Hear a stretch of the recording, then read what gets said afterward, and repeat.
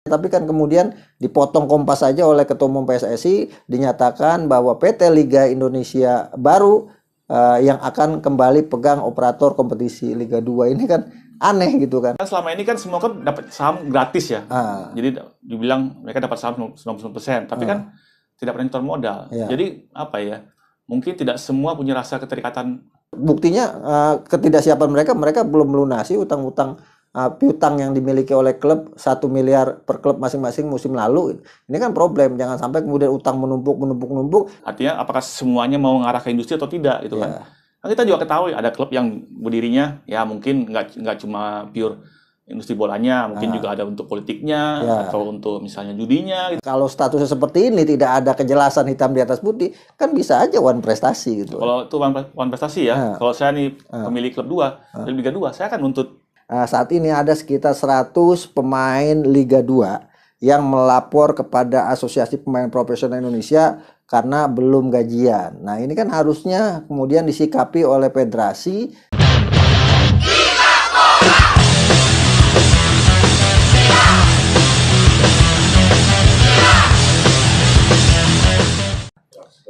Bravo Cocomeo Channel. Jumpa lagi dengan saya Akmal Marhali di Cafe Gilbol. Kali ini kita akan kembali mengulas secara tuntas tentang sepak bola Indonesia yang penuh masalah. Kita harapkan dengan bahasan ini sepak bola kita bisa berubah menjadi yang lebih baik. Baru saja digelar Kongres Biasa PSSI dan hasilnya salah satunya adalah batal dibentuk operator independen untuk Liga 2. Operator Liga 2 dikembalikan kepada PT Liga Indonesia Baru seperti yang telah dilakukan sebelum-sebelumnya. Artinya sudah ada 2 frank dari pengurus PSSI saat ini. Yang pertama dimulai ketika pengurus PSSI menyatakan kalau terpilih akan melanjutkan Liga 2, tapi ternyata tidak dilanjutkan. Kemudian akan membuat operator baru, tapi kemudian batal dibentuk dan dibuat dengan alasan yang kurang jelas. Nah, kita akan bahas soal ini semua dengan narasumber kita pada hari ini ada Lano Mardika. Apa kabar Lan? Baik, alhamdulillah. Lan, gimana ini? Liga 2 tadinya dengan adanya operator baru itu merupakan potensi untuk terjadinya perubahan pengelolaan kompetisi sepak bola Indonesia. Nah, Lano sebagai mantan orang PT Liga Indonesia tentunya punya gambaran seperti apa sih harusnya operator sepak bola Indonesia ini gitu. Ya harusnya setiap kompetisi ya, setiap Liga 1, Liga 2 dan seterusnya nih idealnya mempunyai operator masing-masing. Operator sendiri-sendiri. Jadi kalau Liga 1 dengan PT Liga Indonesia Baru, kemudian Liga 2 dengan operator sendiri. Ya, anggaplah PT Liga Indonesia 2. Gitu kan. Nah, mestinya nih PT ini dimiliki oleh para pesertanya, seperti yang Liga 1 juga. Kenapa harus dipisah? Ya supaya fokus dan terciptanya industri liga yang sehat. Jadi kita kan juga semua tahu bahwa saya pun juga dulu tuh di Liga Indonesia juga menyadari ya bahwa hampir semua karyawan dulu fokusnya Liga Super. Dengan sekarang setiap klub sekarang sudah menjadi PT, jadi kan lama-lama kan tercipta seleksi alam nih. Betul. Mana klub yang mau benar-benar maju secara bisnisnya, mana klub yang cuma ya udah gini-gini aja oke gitu. Nah, kalau di liga-liga luar apakah operatornya terpisah atau operator sendiri? Terpisah ya. Inggris misalnya. Inggris misalnya Premier League sendiri, Championship sendiri. Oh gitu. Nah, PT terpisah masing-masing. Nah, ini kan tujuannya mungkin ya untuk memisahkan kepentingan dan kebutuhan masing-masing sehingga duitnya tidak tidak tercerai-berai kemana-mana. Ya, supaya pembukaannya jelas. Iya, pembukaannya jelas. Nah, ini problem sepak bola kita di mana selama ini Liga 1 itu menyusui Liga 2 gitu kan. Ya, bisa dikatakan begitu. Ini problem yang akhirnya Liga 2 tidak bisa berjalan sesuai dengan harapan dan akhirnya jadi mainan orang-orang yang punya kepentingan untuk tiket promosi dan degradasi. Nah, Lan, kalau bicara operator Liga 2 idealnya seperti apa? Operator syarat-syaratnya atau kemudian strukturnya termasuk di dalamnya adalah aturan-aturannya. Dari awal mestinya semua nyetor modal. Setor modal sebagai pemilik saham. Pemilik saham. Ya, kalau kemudian sahamnya misalnya seperti Liga 1 99% milik klub, berarti harus dibagi kepada 24 peserta klub Liga 2 gitu. Ya, ini pun juga sebenarnya masukan bagi klub Liga 1 bahwa kedepannya mestinya kan selama ini kan semua kan dapat saham gratis ya. Ah, Jadi dibilang mereka dapat saham 90%, tapi kan tidak pernah nyetor modal. Iya. Jadi apa ya? Mungkin tidak semua punya rasa keterikatan dengan aturan di liganya, ya kan? karena mungkin kepentingan klub masing-masing beda-beda. Beda-beda. Itu yang mesti diluruskan ke depannya bahwa semua klub harus satu napas. Artinya apakah semuanya mau mengarah ke industri atau tidak gitu kan. Kan kita juga ketahui ada klub yang berdirinya ya mungkin nggak cuma pure industri bolanya, mungkin juga ada untuk politiknya atau untuk misalnya judinya, kita nggak tahu lah kan gitu. Atau klub jadi skoci untuk klub lainnya, itu kan itu banyak juga tuh di ada Indonesia tuh, ya kan. Nah, jadi dia nggak penting untuk promosi, yang penting dia bisa atur siapa yang mau jalan ke depan promosi. Dan ini yang banyak di sepak bola kita. Dan Betul. nah, untuk bicara keuangan misalnya kan, kalau misalnya aspek klub profesional harusnya kan bukan cuma Liga 1 aja, Liga 2 juga gitu. Kalau kita lihat misalnya Thailand, banyak klub Liga 2 Thailand bahkan yang sudah lolos lisensi Champions Asia. Iya, nah aspek legalitas, oke lah, ada legalitas. Aspek infrastruktur, kerjasama dengan pemerintah lah misalnya. Kemudian yang paling penting kan aspek finansial gitu. Karena banyak klub-klub Liga 2 kita yang secara keuangan sebenarnya tidak layak untuk tampil di Liga 2. Akhirnya memaksakan diri ikut kompetisi, yang di tengah jalan akhirnya menjual pertandingannya kepada tim yang membutuhkan untuk bisa meraih kemenangan. Bahkan sekarang masih ada yang nggak gajian pemainnya. Nah, itu kan problemnya. Bahkan Persikap Kabupaten Bandung, PSKC Cimahi, PSKC Cimahi, ini klub pemainnya sudah ngelapor bahwa mereka belum gajian 6 bulan.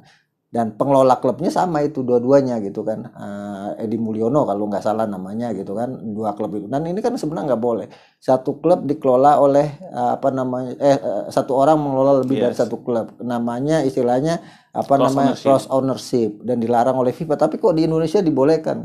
Ya, jangankan itu, masalah pemainnya lapor ke PSSI sampai sekarang kok nggak ada tindak lanjutnya. Apa kabar yang ketua NDRC-nya? Ya, itu dia kan problem-problem sepak bola kita. Sekarang kalau ada catatan saat ini ada sekitar 100 pemain Liga 2 yang melapor kepada Asosiasi Pemain Profesional Indonesia karena belum gajian. Nah, ini kan harusnya kemudian disikapi oleh federasi sekaligus juga NDRC tadi untuk bisa mengambil keputusan, sehingga kemudian ke depan ketika kompetisi mau jalan tidak kemudian akhirnya ada uang bawah meja untuk menyelesaikan kasus ini, sehingga klubnya bisa tetap tampil di Liga 2 yang pada akhirnya ya jualan pertandingan gitu kan. Saya rasa ini sebenarnya ini good chance ya untuk PSSI untuk re-verify semua klub peserta. Mana yang sebenarnya layak, yang niat main Liga 2, mana yang mungkin sebenarnya dia nggak sanggup. Ya sudah, kita bikin aturan jelas seperti di Liga 1. Ada lisensinya. Mana yang misalnya belum mampu, ya udah silakan nggak usah ikut Liga 2, ikut Liga 3 aja. Kalau misalnya Liga 2 hanya misalnya pesertanya 18 atau misalnya 16, ya sudah mau gimana lagi gitu. Nah, itu yang selama ini akhirnya jadi jadi mainan atau bancakan orang-orang di belakang layar yang punya kekuatan ya. Tentunya. Untuk bisa atur semuanya sehingga kompetisi kita tidak sehat jalannya. Nah, ini yang jadi problem soal Liga 2. Selain soal keuangan, yang menjadi problem lagi tadi soal cross ownership. Nah, ini kan harus dipastikan gitu. Tapi gimana mau dipastikan kalau orang-orang di PSSI saja bisa jadi mengurus 2 atau lebih dari 3 klub gitu. Dan di statutanya bahkan dibolehkan. Nah, ini kan problem ketika statuta 2019 dilakukan perubahan. Yang awalnya sudah bagus bahwa tidak boleh ada cross ownership, sekarang diubah boleh satu perusahaan untuk mengelola lebih dari 1 klub. Artinya ini sebenarnya statuta ini dia lakukan perubahan membawa kepentingan orang yang ada dalam PSSI. Kelompok tertentu. Iya, kelompok-kelompok tertentu, dan ini repot. Nah, kalau bicara misalnya ketegasan, Sampdoria, saya gambarin Sampdoria sekarang yang degradasi ke seri B gitu. Bahkan mau diusut kalau kemudian Sampdoria dinyatakan finansialnya tidak sehat, maka akan didegradasi ke seri D, seri D. Iya. Itu kan pernah juga Parma seperti itu kan. Parma malah jadi PT baru. Iya. Nah, ini kan problemnya di sepak bola kita tidak ada ketegasan gitu kan. Nah, apakah kemudian tidak adanya operator baru ini juga akan membuat kompetisi Liga 2 ini tidak bisa berjalan sesuai dengan harapan? Seperti sih akan begitu. Prediksi saya sih Liga 2 akan seperti kayak tahun-tahun sebelumnya, akan sama saja. Kalau kita lihat ya dengan tidak adanya janji yang soal operator baru ini terpenuhi ya. Berarti bisnis as usual lah. Nah, problemnya adalah sebaiknya gimana sikap klub nih? Ini kan problemnya sebenarnya ada di klub gitu kan. Nah, cuma kan masalahnya klub kita kan belum kompak. Iya. Itu dia kan diberikan kesempatan untuk mengelola, tapi kemudian jalan masing-masing. Ini kan problemnya. Ketika lagi rapat tidak ngomong, tapi selesai rapat baru gaduh. Ya, ngedumel di belakang. Ngedumel di belakang. Ini kan problem sepak bola kita gitu. Ya, itu mah jangan hanya Liga 2. Liga 1 pun masih begitu saya rasa Betul, juga. betul. Nah, artinya kan ini kan apa namanya mindset pola pikir dari pengelola klub bola kita yang harus diubah, bahwa sejatinya masa depan sepak bola di tangan mereka semua untuk kompetisi ya. Gitu kan, termasuk misalnya bagaimana mereka bersepakat untuk menggulirkan kompetisi yang sehat gitu. Yang menarik ini bicara Liga 2 diambil alih ke Liga 1, operatornya PT Liga Indonesia Baru. Sementara sebenarnya klub-klub Liga 2 nggak punya saham di Liga 1. Artinya kan PT Liga Indonesia Baru tidak punya keterikatan untuk menggulirkan bisnis sepak bolanya kepada Liga 2, karena dia yang punya saham semuanya adalah Liga 1. Nah, ini problemnya gimana nih?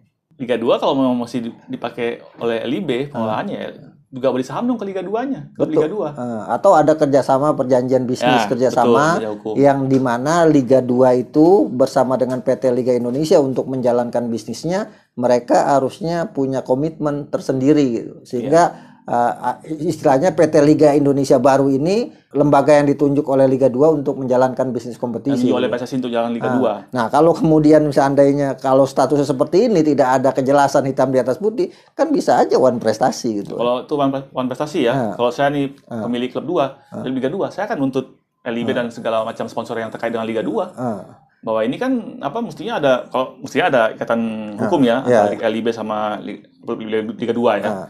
Sehingga ketika misalnya Liga 2-nya tidak menjalankan yang sesuai dengan komitmennya, ya kita bisa nuntut dong pada LIB-nya. Ya, sekarang ini kan ada yang kasusnya adalah ada PT Liga Indonesia Baru gitu kan, one prestasi juga kepada Liga 2, di mana misalnya klub-klub seperti Persiba Balikpapan, kemudian juga PSCS Cilacap, kemudian juga klub lainnya itu menyampaikan surat pernyataan agar kemudian PT Liga Indonesia Baru membayarkan subsidi yang kemarin ya. Yang musim lalu subsidi kan 500 juta. Itu belum dibayarkan, ditambah lagi 500 juta lagi karena diberhentikannya kompetisi. Artinya PT Liga Indonesia Baru saat ini punya utang kepada 24 klub Liga 2. Masing-masing 1 miliar, artinya ada 24 miliar uang yang harusnya dibayarkan oleh operator kompetisi PT Liga Indonesia Baru untuk dibayarkan kepada klub-klub Liga 2 nih ya. Seharusnya ini bisa jadi senjata. Ketika kemudian tidak dibayarkan atau belum dibayarkan, harusnya ini kompetisi Liga 2-nya jangan sampai kemudian jalan dulu sampai ada kejelasan gitu kan. Ini mesti jadi nilai tawar bagi Liga 2-nya ya, pada LIB-nya. Nah, yang menarik kan keputusan diambil oleh Ketua Umum PSSI tanpa mendengarkan pendapat-pendapat dari peserta Liga 2 ini kan, apalagi misalnya kepada tim ad hoc yang dibentuk untuk membuat operator kompetisi Liga 2. Mereka sudah buat konsepnya, termasuk bagaimana aturan-aturan bisnisnya, termasuk soal syarat-syarat pemain-pemainnya dan sebagainya. Tapi kan kemudian dipotong kompas saja oleh Ketua Umum PSSI, dinyatakan bahwa PT Liga Indonesia Baru yang akan kembali pegang operator kompetisi Liga 2. Ini kan aneh gitu kan. Ditawarkan, tidak dijawab, tapi kemudian dikembalikan kepada PT Liga Indonesia Baru. Saya sih ngelihatnya jangan-jangan ini ada mafia yang main di dalam gitu kan. Iya kan, rumornya kan katanya di publik bilang PSSI menganggap bahwa Liga 2 belum siap. Betul. Nah, apanya yang nggak siap? Nah, itu kan nggak jelas itu kan. Apanya yang nggak siap? Apakah nggak siap pendanaannya gitu kan. Nah, sekarang apakah PT Liga Indonesia Baru siap? Kan harus itu juga dipertanyakan oleh Ketua Umum PSSI. Apakah PT Liga Indonesia Baru siap untuk menjadi operator Liga 2? Sekarang kalau kita misalnya dengan fair lah jumlah SDM di PT Liga Indonesia Baru sekarang. Kalau kita bicara yang profesional ya.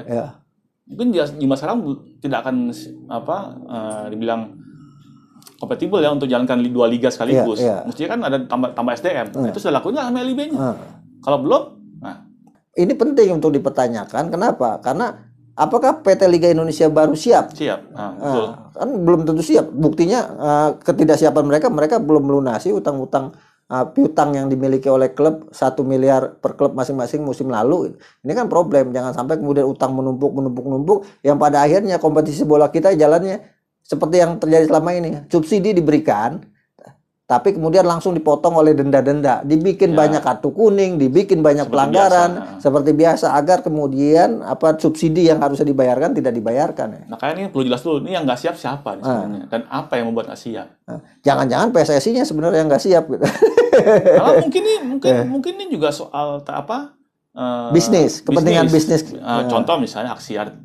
Kalau yang saya tahu nih, 220 miliar MTEK membeli hak siar kompetisi sepak bola Indonesia Liga 1. Kemudian 100 miliar Liga 1 dan Liga 2 nggak? enggak, Liga 1 aja. Liga 1 aja, oke. Kemudian 100 miliar diambil oleh Bali TV untuk biaya operasional kompetisi Liga 1. Liga 1, Oke. di mana misalnya setiap pertandingan itu biaya operasional untuk production house-nya itu 100 juta gitu kan.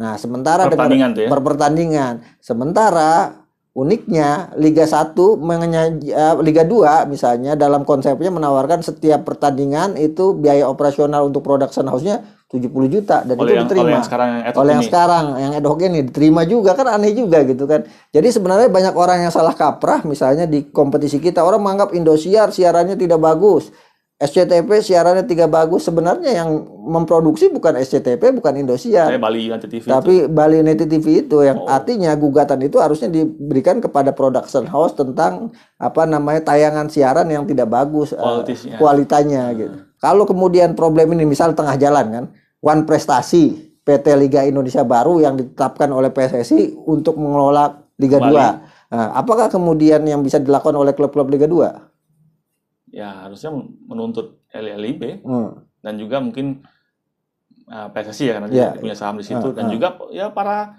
rekan bisnisnya. Berarti dalam hal ini misalnya kalau masih MTEK atau mungkin title sponsor Liga 2 dan berbagai macam. Iya, One Prestasi kan bisa juga ketidakmampuan untuk membayarkan kewajiban-kewajiban. Itu tergolong. Ya, bisa dipilotkan kan itu kan di pengadilan dibawa ke niaga. Pengadilan niaga itu bisa dibangkrutkan gitu kan karena tidak mampu untuk membayarkan kewajiban yang harus dilakukan. Nah, ini aneh sebenarnya gitu.